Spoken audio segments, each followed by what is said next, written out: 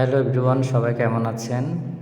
আজকে আমি সকাল সকাল ঘুম থেকে উঠে ফ্রেশ হয়ে মায়ের মন্দিরে যাব, গোলপাহাড় মায়ের মন্দিরে। এই যে আমি স্নান করে রেডি হয়ে রাস্তায় বেরিয়ে পড়লাম মায়ের মন্দিরের উদ্দেশ্যে। আসলে অনেক দিন ধরে যাব আর যাওয়া হয় না, নানান রকম ব্যস্ততার কারণে আর সত্যি যাওয়া হয়ে ওঠে না। অবশেষে আমি চলেই আসলাম মায়ের মন্দিরে।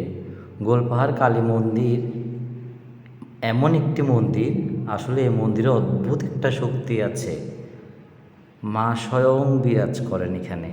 মায়ের মূল মন্দিরে ঢোকার সাথে সাথে আপনার শরীর শীতল হয়ে যাবে, অটোমেটিক শান্ত হয়ে যাবে আপনার মন। রাগ, দুশ্চিন্তা, মানসিক অশান্তি যাই থাকুক, মুহূর্তে ভুলে যাবেন সব কিছু। ঠিক এমনই এক শক্তির আধার গোলপাহাড় মহাশ্মশান কালী মন্দির। আপনি মায়ের মুখের দিকে এক মনে তাকিয়ে নিজের জন্য আর কিছু চাইতে পারবেন না, চাইতে ইচ্ছেও হবে না। মা যেন সব দিয়ে পরিপূর্ণ করেছে, সেটাই অনুভব হয়।